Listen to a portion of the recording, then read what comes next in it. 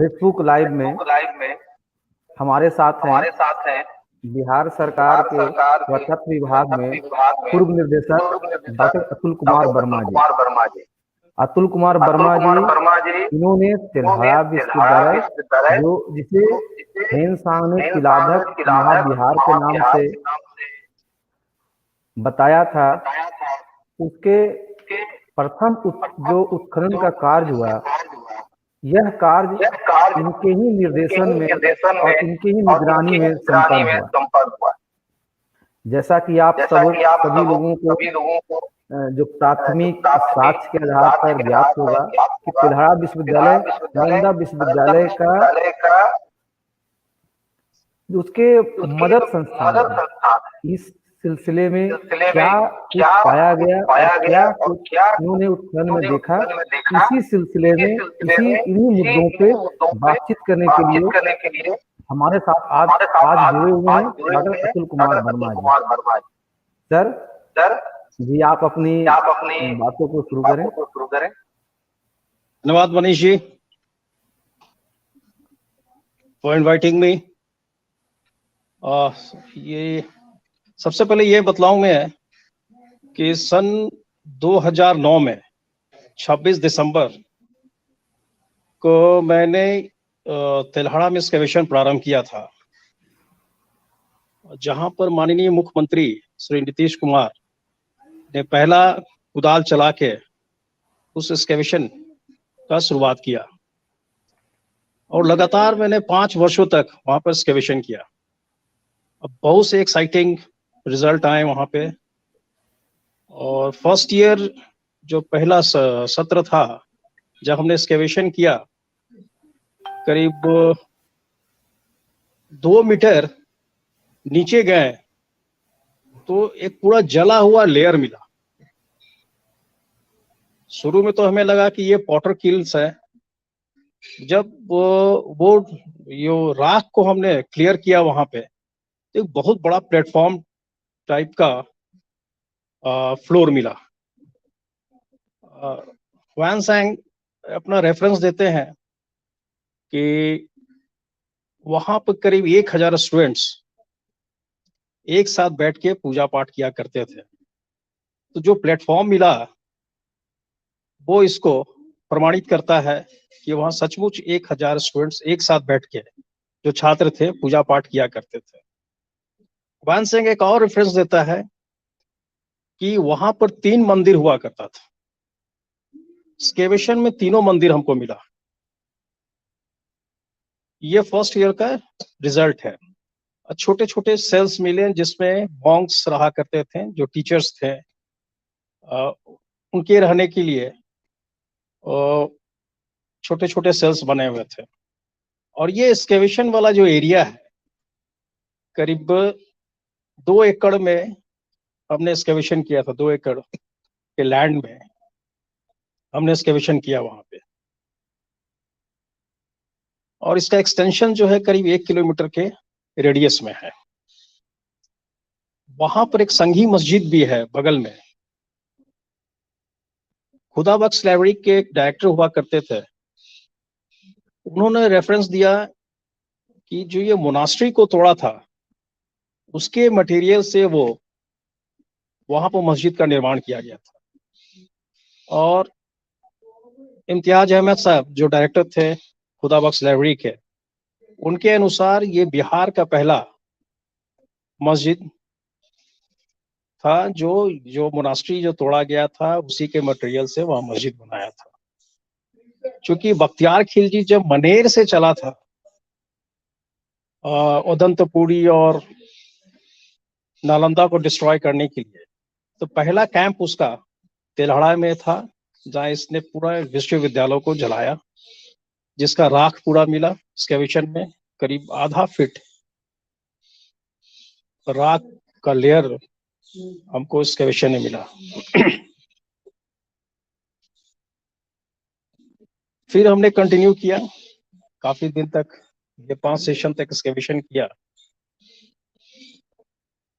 बहुत से सेल्स, ये छोटे छोटे सेल्स मिले। आर्चेज मिला वो गुप्ता पीरियड का। इसका एक कल्चर सीक्वेंस हम बता दें। कल्चर सीक्वेंस का ये इस यूनिवर्सिटी का एस्टैब्लिशमेंट जो था, इसका नींव जो पड़ा था, एस्टैब्लिश जो किया गया था, वो 1st सेंचुरी एडी में था और वो कंटिन्यू किया अब तो पाला पीरियड 11th-12th सेंचुरी एडी तक ये कंटिन्यू किया विदाउट एनी कल्चरल ब्रेक। उसमें गुप्ता पीरियड का भी मिलता है, Pala period, full fledged Pala period, full fledged Gupta period, उसके पहले कुषाण पीरियड का पूरा रेफरेंस मिलता है। तो हमने काफी डिस्कशन किया कि भाई इसको अर्लीस्ट यूनिवर्सिटी डिक्लेयर करना है, तो हमने बी.आर. मनी जो महानिदेशक थे नेशनल म्यूजियम के, उनको हमने इनवाइट किया, के.एन. दीक्षित साहब को इनवाइट किया, पटना यूनिवर्सिटी के कई प्रोफेसर को इनवाइट किया।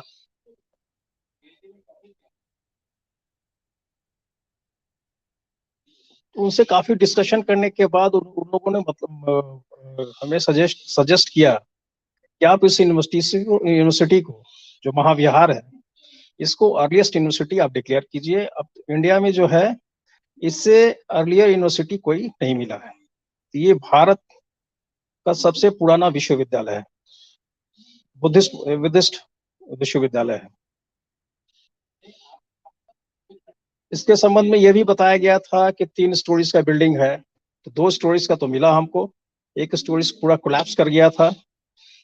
जो सेक्शन में आप देखेंगे उसका पूरा ब्रिक बैट सेक्शन में लगा हुआ है, पूरा किस तरह का कोलैप्स किया है वो सेक्शन में आपको पूरा दिखलाई देगा वो। साथ ही इसका एक्सटेंशन आपका पूरब की तरफ ज्यादा है, एक्सटेंशन इसका पूरब की तरफ जा रहा है, जो करीब 500 मीटर आगे संगी मस्जिद के पास तक जाएगा वो।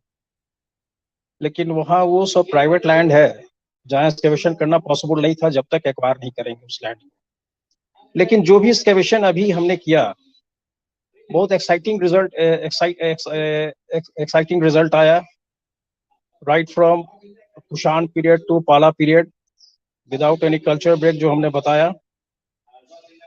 ऊपर पाल पीरियड का पूरा स्ट्रक्चर्स मिला, उसके नीचे गुप्ता पीरियड का, फिर उसके नीचे कुषाण पीरियड का मिला। एक चीज यहाँ बता दें, जो पाल पीरियड का स्ट्रक्चर मिला, जो गुप्ता पीरियड का जो प्लान था उसी को फॉलो किया। पाल पीरियड वाले जो सेटलमेंट किए यहाँ पे, वो क्या किए कि गुप्ता पीरियड का जितना भी स्ट्रक्चर्स था उसको पूरा मिट्टी से और अन मटेरियल से उसको फिल अप कर दिए, करीब 4 मीटर तक वो फिलिंग मिलता है हमको। और उसके ऊपर जो सेम प्लान गुप्ता पीरियड का था उसी को वो ऊपर में इन्होंने फॉलो किया, उसी प्लान को। यहाँ पर जो प्लेटफॉर्म मिला पाल पीरियड में, जहाँ ये बताया हमने कि जो 1000 स्टूडेंट्स बैठ के पूजा पाठ करते थे, उसके बगल में एक कुआं भी मिला। काफी स्कल्पचर्स मिला हमको, स्कल्पचर्स काफी मिला, जो हम दिखलाना चाहेंगे, अभी थोड़ी देर में हम दिखलाएंगे आपको। और कुषाण पीरियड जो हमने बताया, सबका ब्रिक्स का साइज अलग अलग है, पाल पीरियड का ब्रिक्स का साइज अलग है, गुप्ता का अलग है, और कुषाण का अलग है ब्रिक्स का साइज। और साथ में बर्न ग्रेन्स काफी मिला, जला हुआ चावल वो काफी मिला, करीब 10-15 केजी जला हुआ चावल मिला। साथ में गोल मिर्च का भी एविडेंस मिला हमको, कई मसाले के कई एविडेंस मिले, जिसको हमने रखा है। साइट म्यूजियम बनेगा तो उसमें उसको डिस्प्ले किया जाएगा। ब्रोंजेस के काफी मूर्ति मिले हमको, आइवरी के काफी मूर्ति मिले। और आइवरी का जो जो मूर्ति मिला है वो हम बता दें कि उस पर साउथ ईस्ट एशियंस का काफी इन्फ्लुएंस है। चेहरा जो भी है, जैसे साउथ ईस्ट एशियन का चेहरा जो होता है, एग्जैक्टली उसी तरह का चेहरा उस पर बनाया गया है।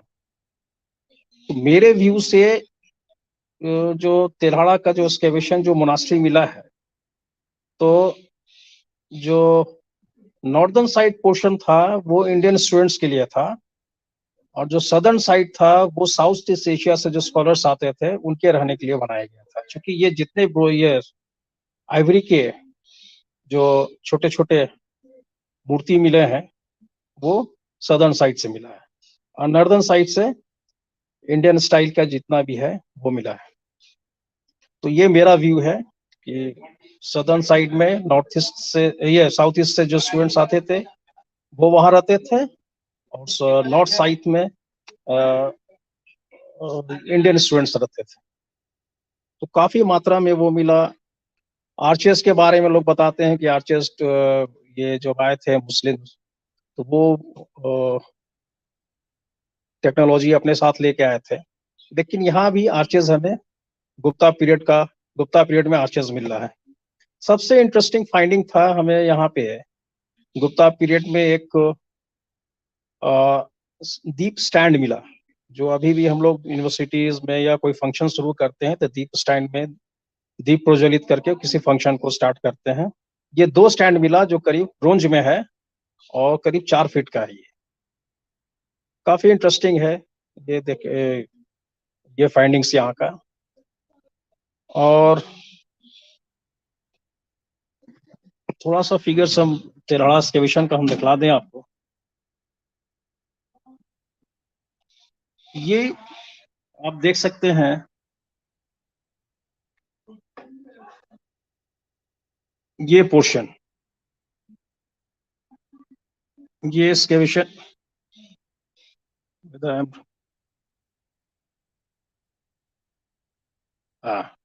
ये तेल्हाड़ा एक्सकेवेशन का है। ये जो स्ट्रक्चर ऊपर दिख रहा है ये पाल पीरियड का है। ये सब एक्सकेवेशन का है। ये सब पता नहीं विजिबल है कि नहीं।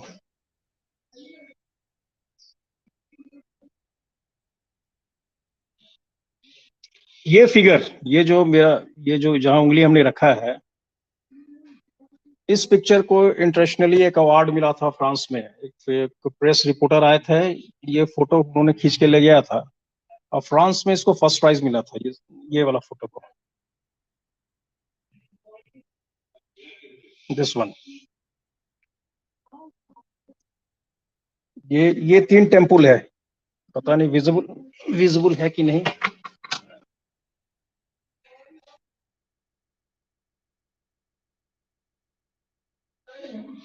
ये 3 टेम्पल का एविडेंस जो मिलता है, ये 3 टेम्पल का 1 2 3, ये 3 टेम्पल का एविडेंस मिलता है। ये सब प्लेटफॉर्म है ये पूरा, और सर्कम्पलेटरी पाथ भी मिला है, प्रदक्षिणा पथ। ये यहाँ पर प्रदक्षिणा पथ मिला है। ये टेम्पल है। ये कुआं के बारे में जो हम बता रहे थे वो कुआं मिला है यहाँ पे।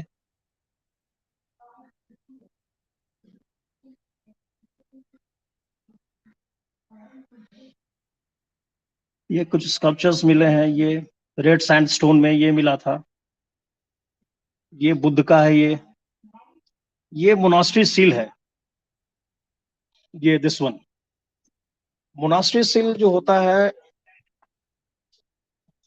बीच में चक्र होता है, and that is flanked by 2 deer. और उस मोनास्ट्री सील पे लिखा हुआ है श्री प्रथम शिवपुरा महाविहार है भिक्षु संघ। इस यूनिवर्सिटी का नाम था श्री प्रथम शिवपुरा महाविहार भिक्षु संघ। एक सबसे इंटरेस्टिंग ये गुप्ता पीरियड में मिला, दिस वन। ये बहुत इंटरेस्टिंग है। इसको ध्वज ध्वज बोलते हैं, इसको ध्वज बोलते हैं।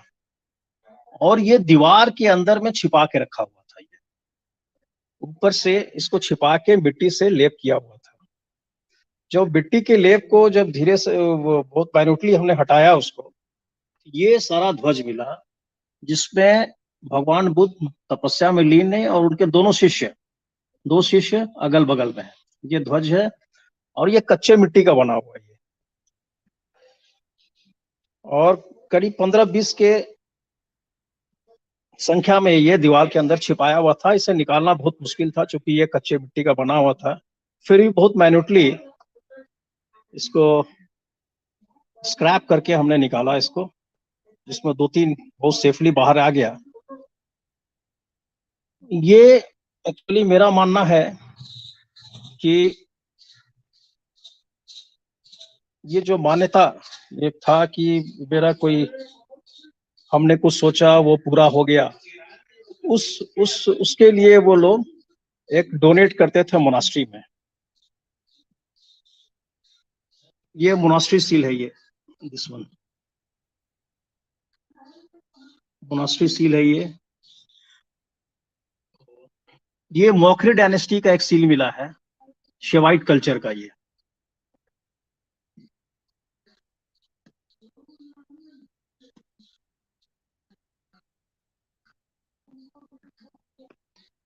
तो ये वहां पर एक्सकेवेशन हुआ। यहाँ पे शुरू में एक्चुअली इसका एक्सकेवेशन कैसे शुरू हुआ, एक बहुत इंटरेस्टिंग स्टोरी है इसके पीछे। जब माननीय मुख्यमंत्री श्री नीतीश कुमार 2007 में वहां पर गए थे, उस गांव में इलेक्शन के संबंध में वहां गए थे, तो वहां का लोकल एक मुखिया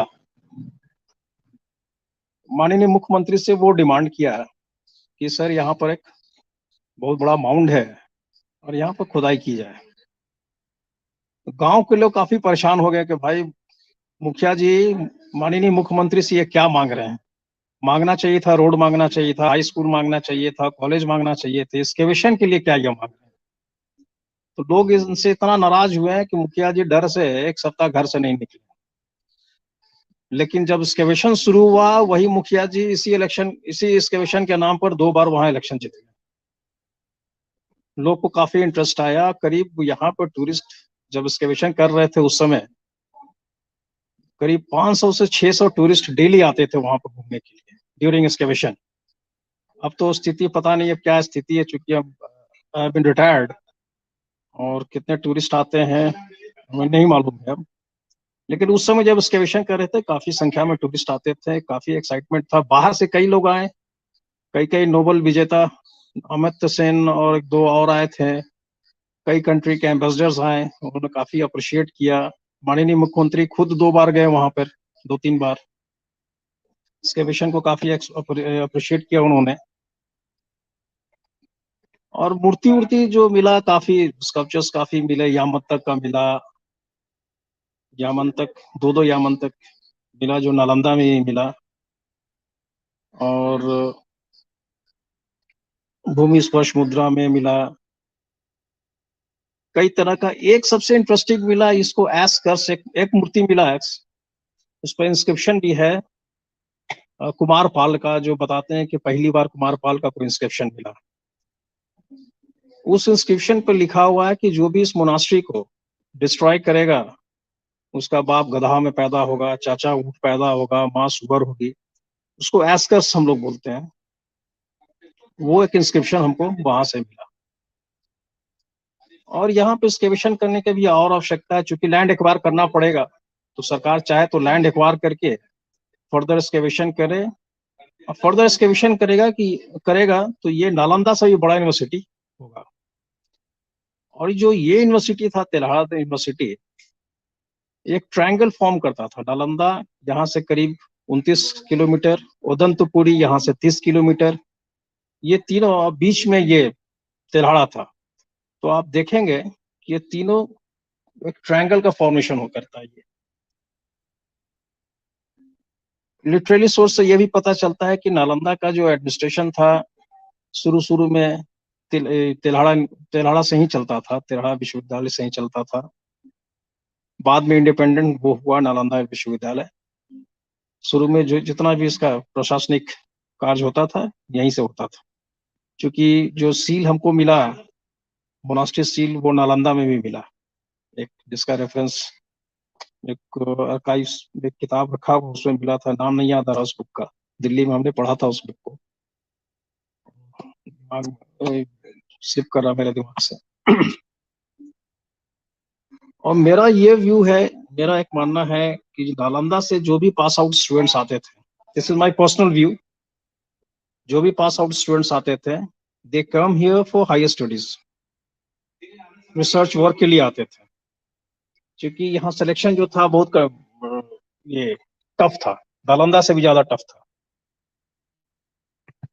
तो जो भी हायर स्टडीज के लिए जिनको आना था वो यहाँ पर आते थे रिसर्च वर्क के लिए, और इस रिसर्च का काम करते थे, फिर यहाँ से अपना वापस जाते थे।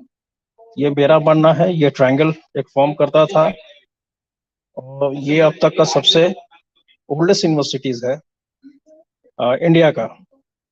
नालंदा से ही पुराना है, नालंदा तो 4th सेंचुरी एडी में बना, और ये करीब इसका फाउंडेशन जो था 4th सेंचुरी एडी में दिया गया था, जो हमने काफी डिस्कशन करने के बाद इसको डिक्लेयर किया कि 4th सेंचुरी एडी में इसका फाउंडेशन दिया गया। अब यहाँ आवश्यकता है इस मोनास्ट्री को कैसे बचाया जाए, क्योंकि जब तक इसका कंजर्वेशन नहीं किया जाएगा तो ये बचेगा नहीं, दिन पर दिन इसका डिटोरेशन होते जा रहा है। तो हमने सरकार से रिक्वेस्ट भी किया था जब हम थे कि इसको इंटैक्ट के थ्रू इसका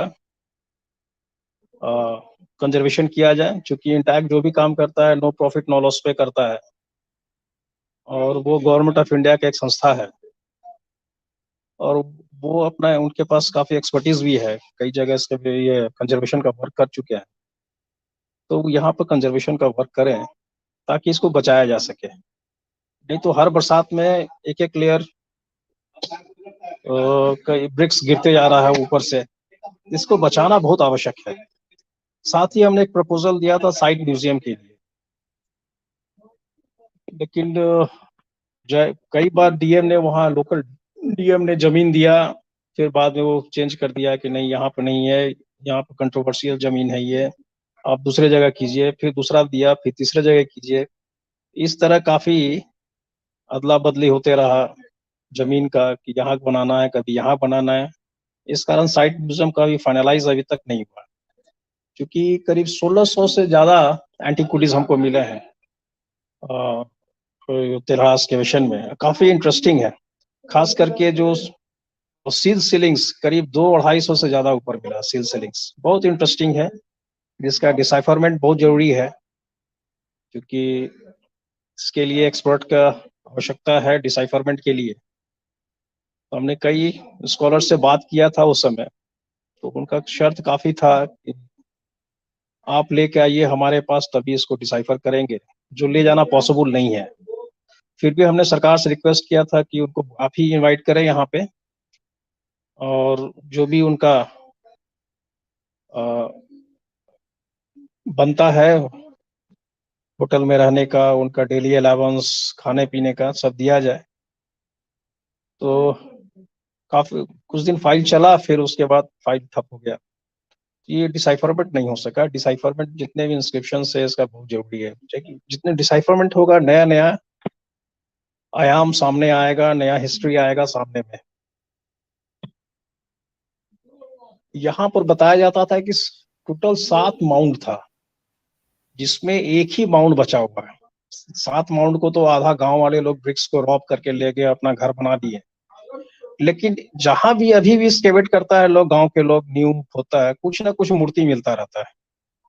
इसीलिए हम चाह रहे थे कि जमीन को एक्वायर कर लिया जाए, फिर बाद में जब भी कोई फ्यूचर में कोई आर्कोलॉजिस्ट आएंगे तो अपना एक्सकवेशन करेंगे।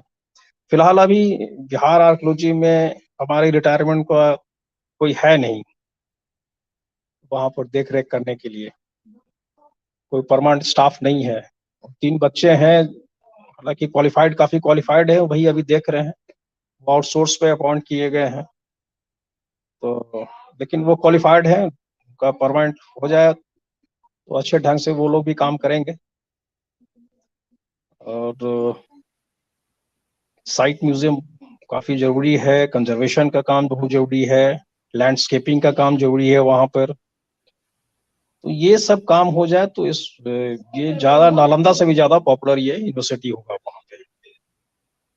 और जी सर, आपके लेक्चर काफी अच्छे रहे, और आपने जो बताया एक नालंदा के इतिहास ही नहीं बल्कि भारत के इतिहास के संदर्भ में एक नए तरीके की परिचर्चा को विकसित कर रहा है कि अक्सर जो इतिहास में भारत में लोगों ने कहा कि नालंदा ही भारत का सबसे प्राचीन विश्वविद्यालय है, परंतु आपने जो तिल्हाड़ा में पढ़ा, जो देखा, उसके अनुसार जो आपने वर्णन कर रहे हैं, वो भारत के इतिहास में जो विश्वविद्यालय के इतिहास है, उस विश्वविद्यालय के इतिहास में भारत का प्रथम विश्वविद्यालय तिलाधक महाविहार, जिसे तिल्हाड़ा विश्वविद्यालय भी कह सकते हैं, वो इस रूप में आ रहा है। जैसा कि आपने चर्चा में बताया कि दोनों जगह के जो सील थे वो एक जैसे ही मिले, तो इसका मतलब है कि दोनों में आपसी सील बहुत अच्छे थे, दोनों विश्वविद्यालय अच्छे तरह से चल रहा था। और खास करके जब हिंदुस्तान जब तिल्हाड़ा पटना से चलने के बाद मुकुट राम का वर्णन करता है, जो वर्तमान में कंगरडी जगह पे है, जहाँ पे प्रथम शहर का निर्माण की बात करता है, तो वर्तमान समय में अभी भी वहाँ दिखता ही है। उसी ईयर में आप मौर्यकालीन और चीजों के दिखते हैं। उसके बाद वो हिंदुस्तान तिल्हाड़ा आता है, तिलाधक महाविहार करते हुए वर्णन करता है कि 3 बुद्ध की मूर्तियां हैं, उसमें 18 बोधिसत्व, एक अवलोकन बोधिसत्व बात करता है, और एक बुद्ध 30 फीट वर्णन करता है। और भिक्षुओं का वर्णन किया है, तो काफी उसमें वर्णन किया है कि हवा से दिखते हो, और जैसे ही कोई भिक्षु आता है तो वो चलने के बाद किस तरीके से सर आप देखते हैं कि अब इस विद्यालय को किस तरीके से बर्बाद हुआ है? आखिर जो इन चीजों में आखिर क्या बगल से वाली थी, क्या उसने भी प्रभावित किया, या जब तिल्हाड़ा विश्वविद्यालय इतना विख्यात था और आसपास के जो बड़े थे उन्होंने ही वो बचाने आए, क्या विचार है? अभी एक्चुअली हुआ क्या था, हमारे फादर ने विक्रमशिला का एक्सकैवेशन किया था, तो जब लास्ट फेज था 11वीं-12वीं शताब्दी में, तांत्रिज्म का प्रचलन काफी हो गया इसके विषय उस विश्वविद्यालय में, और तांत्रिज्म में काफी करप्शन आना शुरू हो गया। करप्शन इन सेंस में कि तांत्रिज्म का अधिकतम प्राप्ति के लिए आपको किसी लेडी के साथ सेक्स करना पड़ेगा, वो यदि लेडी नहीं मिलती है तो कोई बूढ़ी लेडी है उसके साथ आप शारीरिक संबंध बनाए, या वो भी नहीं मिलता है तो कोई मरा हुआ लाश है उसके साथ शारीरिक संबंध बनाए। तो लोकल्स जो थे वो काफी बिगड़ गए थे इस तांत्रिज्म से कि ये क्या सब उटपटांग लोग बुद्धिस्ट लोग यहाँ पर क्या कर रहे हैं। ये लास्ट फेज का हम बात कर रहे हैं, जब बुद्धिज्म डिक्लाइन पर था, उस समय जब तांत्रिज्म शुरू हुआ था, और ये विक्रमशिला रिपोर्ट में भी लिखा हुआ है ये। तो लोकल लोग, जब वो बख्तियार खिलजी अटैक किया तो लोकल लोगों ने काफी सपोर्ट किया उसको, इस यूनिवर्सिटीज को बर्बाद करने में, क्योंकि तांत्रिज्म के वजह से यहाँ के लोकल लोग काफी बिगड़ गए थे कि ये सब क्या हो रहा है अनाप शनाप इस मोनास्ट्री में।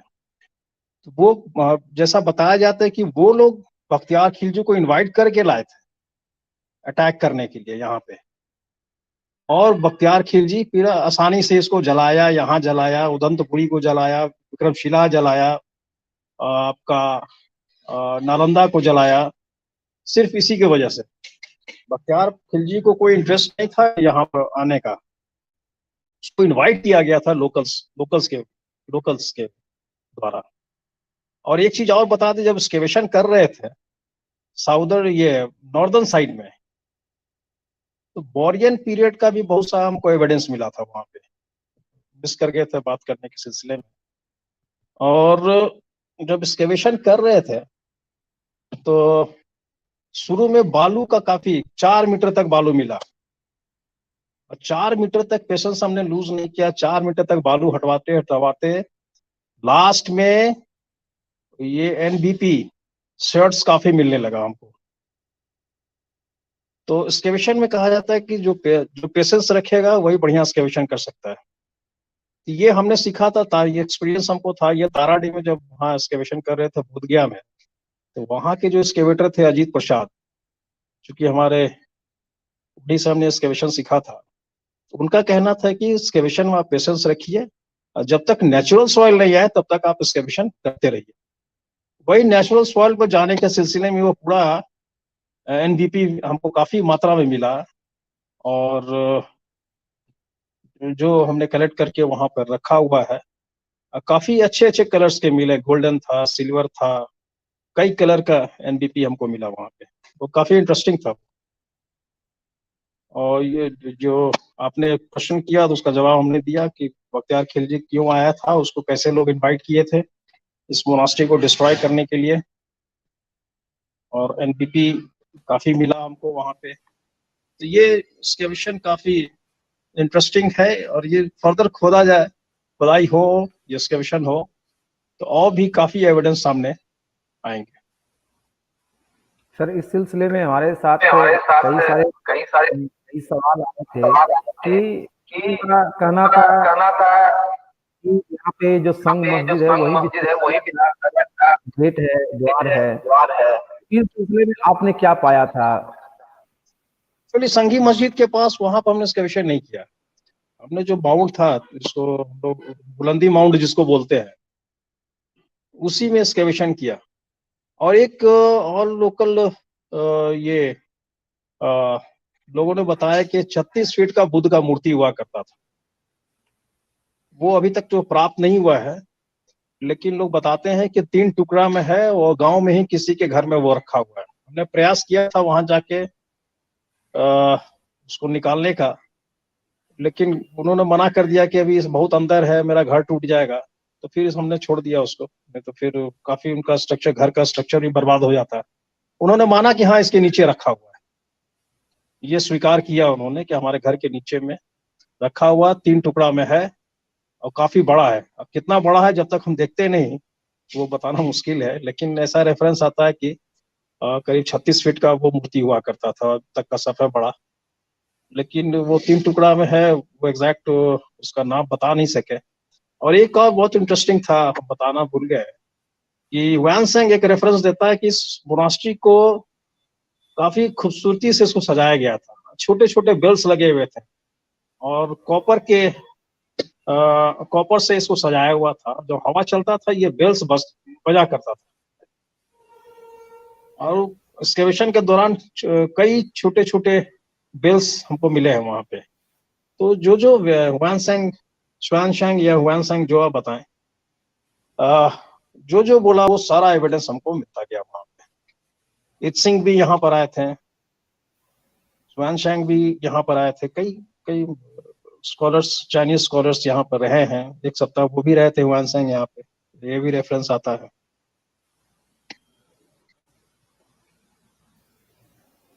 सर इस सिलसिले में जैसे बिहार में हम लोग भी लोकल हैं, जानते हैं कि वो जो आपने कहा कि जिनके घर के नीचे जो मूर्ति या बुद्ध जो हिंसांग बने बुद्ध की मूर्ति है, तो वो वहाँ पे तलाब में एक बोधि नाम से प्रसिद्ध व्यक्ति है। तो सभी तलाब निवासी जानते हैं कि वहीं पे मूर्ति अभी भी उनके घर के नीचे है, इसीलिए उनका नाम भी सब बुद्धिस्ट का ही रखा गया है। हाँ हाँ हाँ, उन्हीं के घर में, राइट। जी तो बुद्धि साहब। सर इस सिलसिले में जानना चाह रहे थे, क्या में आपने ऐसा कुछ पाया कि जनता के लोगों को पढ़ने के लिए क्या प्रिविलेज दिया गया था, या फिर टैक्सेशन का जो अनाज के रूप में वो दिया करते थे, तो क्या उसके एवज में उन्हें कुछ रिटर्न प्राप्त नहीं हो रहा था? ऐसा तो कोई काम नहीं रहा है कि जिस कारण से बखरा के लोग नारुष्ट हो गए थे और बख्तियार खिलजी को बुला करके लाए कि वो उसको हटाओ ही तो ज़्यादा भला हो, क्या ऐसा किया था? या क्या आपने कुछ पाया? नहीं, इस मोनास्ट्री को बहुत बुरी तरह जलाया हुआ था। हमने शुरू में बताया था कि ऐश लेयर का करीब 1.5 फीट का वो ऐश लेयर मिला हमको। ये शो करता है कि यदि कोई बाहर का अटैकर आया और अटैक करे, तो लोकल तो उसको बचाने का प्रयास करेगा ना। लोकल बचाने का प्रयास ही नहीं किया वहां पे, और पूरा इत्मीनान से उसको जलाया है, तभी उतना मोटा ऐश लेयर हमको मिला वहां पे। और 1.5 फीट का ऐश लेयर मिलना कोई मजाक नहीं है। पूरा लगता है कि पूरा उसका जो छत था, जो लकड़ी का बना होगा, पूरा जल के खत्म हो गया। पूरा वहां मिला हमको। तो वहां के लोग के गुस्सा को दर्शाता है ये। जी, इसी सिलसिले में हमने लोकल लोगों से बात की, तो जो जैसे नालंदा विश्वविद्यालय पुनर्निर्माण हो रहा है राजगीर में, वर्तमान समय में उसी इतिहास को फिर से दोहराया जा रहा है। नालंदा विश्वविद्यालय में फीस का स्ट्रक्चर है उतना हाई है कि विदेशी छात्र भी सिर्फ पढ़ सकते हैं, और जो लोकल छात्र के लिए कोई फीस नहीं दिया जा रहा है। ना ही उनके उस तरीके से उनके लिए फीस स्ट्रक्चर रखा गया है कि वर्तमान के जो नालंदा, जब जानते हैं कि पिछड़ा जिला है और यहाँ के लोग काफी पिछड़ान जिला है, तो इस सिलसिले में इतिहास का हमें क्या सीखने की जरूरत है? आपने जो पाया उससे हम वर्तमान के विश्वविद्यालय निर्माण में क्या सीख सकते हैं?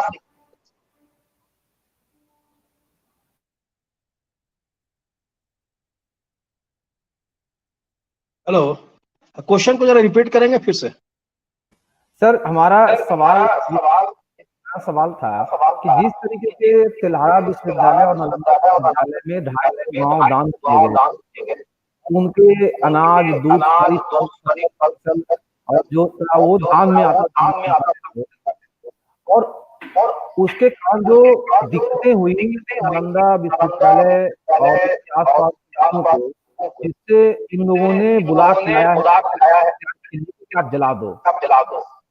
तो वर्तमान समय में नालंदा विश्वविद्यालय की जो पुनर्निर्माण हुआ राजगीर में, वहां भी वर्तमान समय फीस का स्ट्रक्चर बहुत हाई है। इतना ज्यादा फीस है कि जो लोकल छात्र हैं उसको अफोर्ड नहीं कर सकते। तो हमें इतिहास से क्या सीखना चाहिए? देखिए, फॉरेन कंट्रीज में कोई हायर स्टडीज तो काफी महंगा है, लेकिन स्कूल में कोई फी नहीं लगता वहां पे। पूरा एजुकेशन आपका 12th या 10th जो भी हो फ्री रहता है वहां पर, और उनको लोग को स्कॉलरशिप, पर बच्चा को स्कॉलरशिप दिया जाता है। वो स्कॉलरशिप बचा के लोग रखते हैं विदेश में, ताकि हायर स्टडीज के लिए आवश्यकता अनुसार उसको खर्च कर सके। लेकिन इंडिया में नालंदा विश्वविद्यालय जो नया बना उसका क्या फी है, हम तो मालूम है नहीं हमको क्या फी है। लेकिन काफी विदेशी काफी आए हैं वहां पे, और जब हम एक्सकवेशन कर रहे थे तो वो ट्रेनिंग के लिए भी आते थे हमारे पास। वहाँ के स्टूडेंट्स बैच में आते थे, उनको ट्रेन भी करते थे हम। खास करके जापानीज जो काफी जो थे वो काफी इंटरेस्ट लेते थे। तो मोस्ट ऑब्वियस है, जब बाहर के लोग आएंगे तो फी तो लेंगे ही, भारत सरकार तो फी लेगा ही। यहाँ के बच्चे जब जाता है विदेश में पढ़ने के लिए तो लाखों लाख फी देते हैं लोग। तो वहां का भी बच्चा जो आएगा तो फी तो लेगा ही। लोकल्स के लिए क्या फी है हमको एग्जैक्ट नहीं मालूम है, तो उस पर हम कमेंट्स करना उचित नहीं समझेंगे, क्योंकि लोकल्स जो लड़के यहाँ इंडियन है उन पर उनका क्या फी है मालूम है नहीं। लेकिन विदेश से तो मोस्ट ऑब्वियस है भाई, कुछ तो रेवेन्यू तो कमाना ही चाहिए। नहीं कमाएंगे तो आखिर भारत देश चलेगा कैसे? जी सर, पुरातात्विक अब चीजों को ध्यान में रखते हुए आपसे एक सजेशन चाह रहे थे कि आखिर तिल्हाड़ा विश्वविद्यालय को अपना बिहार सरकार ASC या ऐसे अंतर्राष्ट्रीय संगठनों को सौंप दे, ताकि इसका अच्छे तरीके से चल सके। आपका इस पर क्या राय है? अच्छे तरीके से इससे नालंदा विश्वविद्यालय इस तरीके से खत्म हुआ, तो क्यों ना तिल्हाड़ा विश्वविद्यालय को खत्म करवाने के लिए इसे किसी अंतर्राष्ट्रीय संगठन या ASI को दे दिया जाए, ताकि उसका विस्तृत उत्खनन करवाया जा सके। एकदम एकदम आपका सजेशन हम सही है, और हम भी चाह रहे हैं कि भारत सरकार इसको ओवरटेक कर ले। क्योंकि राज्य सरकार के पास रहेगा, चूंकि है नहीं कोई इसको देखभाल करने के लिए, तो भारत सरकार यदि इसको ले लेता है, ओवरटेक कर लेता है, तो वो लोग अच्छे तरीके से इसको मेंटेन करेंगे। और एक्सकेवेशन भी, जो भी बचा एक्सकेवेशन है उसको फर्दर एक्सकेवेट करके अच्छे तरीके से करेंगे, पूरा साइट को मेंटेन करेंगे। तो हम तो सजेस्ट करेंगे कि भारत सरकार इसको ले ले, ज्यादा बेहतर है। और अच्छे तरह से उसका देखभाल भी करेंगे वो। उनके पास टीम है, हमारे पास अभी फिलहाल कोई अच्छा टीम है नहीं। उनके पास अपना हॉर्टिकल्चरिस्ट है, अपना उनका कंजर्वेशन का पूरा टीम है, जो हम लोग लैक करते हैं बिहार सरकार में। बहुत बहुत धन्यवाद सर। आज आप पूरे ऐसे ही हम इसी सीरीज में कुछ और भी लोगों को कुछ दिनों में जोड़ेंगे और नालंदा परंपरा है, शिक्षा की परंपरा और उसमें जो आई कमियां और जो उसके कारण भारत का शिक्षा के स्तर में गिरावट आई एक तक चर्चा जारी रहेगी। आज डॉक्टर कुमार वर्मा विभाग के निर्देशक तिल्हाड़ विश्वविद्यालय के प्रशासन का कार्य संपन्न अपने संपन्न करवाया, हम लोगों ने सुने और इसी सिलसिले में हम और भी विषयों को लाते रहेंगे। बहुत बहुत धन्यवाद। वैसे ही हमें अपनी सेवा देने का मौका दे और आप तिल्हाड़ा विश्वविद्यालय का पुनः चल रही है उसे एक मौके तक एक नाम तक पहुंचने का जो प्रयास में आप हमारे साथ, बहुत बहुत धन्यवाद सर आपका। एक चीज बता दें कि इसका तिल्हाड़ा रिपोर्ट हमने बिहार सरकार को सबमिट कर दिया है। अब उनका काम है कब तक छपवाएंगे वो उन पर डिपेंड करता है। इसका रिपोर्ट हमने सबमिट कर दिया है। बहुत बहुत धन्यवाद sir. Thank you very very much Manish ji. Thank you for inviting me. Thank you.